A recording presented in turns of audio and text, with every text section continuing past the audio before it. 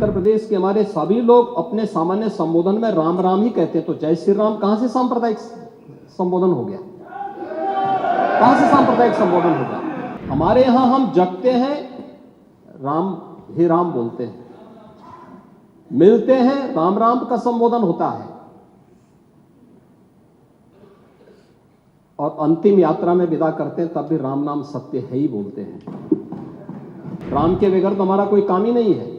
वहां का पठान, वहां का शेख सब कह रहे साहब हमारे पूर्वज तो हिंदू थे, और आप भी, आपके पूर्वज भी हिंदू थे।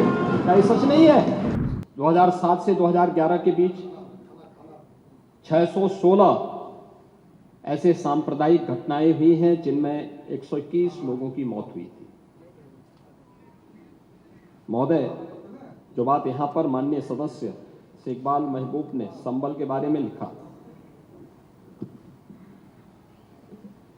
माननीय सदस्य कुंवर रघुराज प्रताप सिंह जी ने यहां पर यह बात बहुत स्पष्ट की कि हम तथ्यों को छुपा करके कब तक जनता को गुमराह करेंगे। हर व्यक्ति जानता है कि माननीय न्यायालय के आदेश पे सर्वे का कार्य हो रहा था, और सर्वे हो रहा था।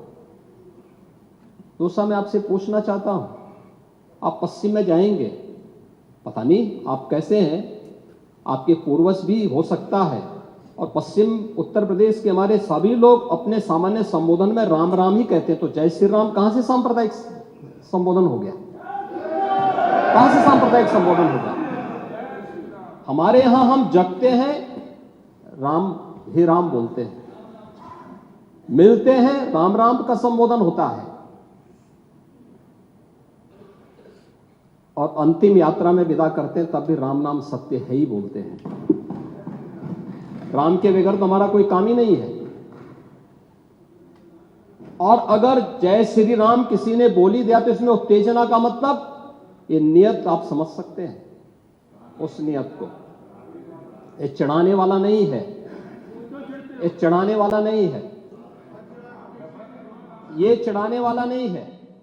एक दूसरा, आपने कुंदरकी की जीत को वोट की लूट बताया। आप एक सदस्य का अपमान कर रहे हैं। आपके सदस्य की तो जमानत जब्त हो गई वहां पे। और क्या ये सच नहीं है? इस समय तो आज डिजिटल मीडिया का है। वहां का पठान, वहां का शेख सब कह रहे साहब हमारे पूर्वज तो हिंदू थे, और आप भी, आपके पूर्वज भी हिंदू थे। क्या ये सच नहीं है?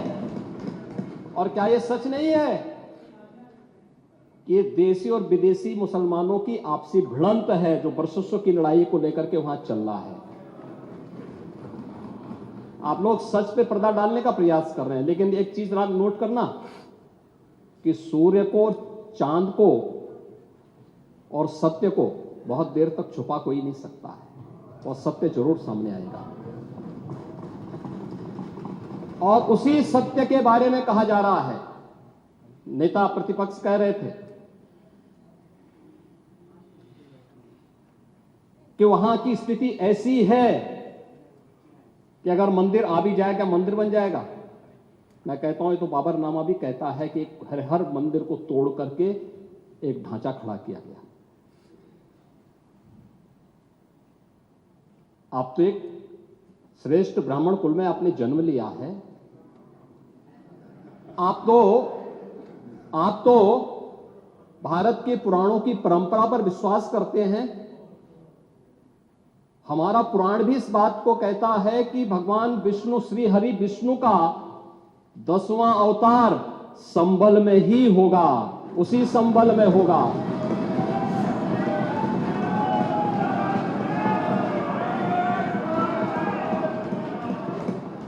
और यह तो केवल सर्वे की बात थी।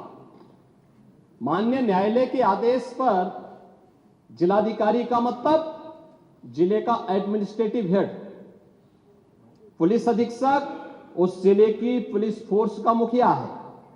इनका दायित्व है कि एक शांतिपूर्ण तरीके से किसी सर्वे के कार्यक्रम को वहां पे संपन्न करना, माननीय न्यायालय के आदेश को अक्षरशः अनुपालन करना। और सर्वे 19 नवंबर को भी हुआ, 21 नवंबर को भी हुआ, 24 नवंबर को भी सर्वे का कार्य चल रहा था। क्या यह संभव है? नहीं, 21 को संपन्न नहीं हुआ था। ये लगातार सर्वे का काम चल रहा था और सर्वे के कार्य के दौरान पहले 2 दिन कोई भी शांति भंग नहीं हुई। तीसरे दिन जब 23 नवंबर को जुमे की नमाज के पहले और जुमे की नमाज के दौरान जिस प्रकार की तकरीरें दी गई, उन तकरीरों के बाद माहौल खराब हुआ और फिर उसके बाद जिस प्रकार की स्थितियां की गई थी वो सबके सामने थी। और इसलिए मैं कह रहा हूं, हमारी सरकार ने तो पहले ही कहा कि हम जुडिशियल कमीशन बनाएंगे। ये एक्ट के अंतर्गत ही इस कमीशन बना हुआ है। माननीय सदन में उसकी रिपोर्ट भी आएगी। दूध का दूध और पानी का पानी सबके सामने आएगा।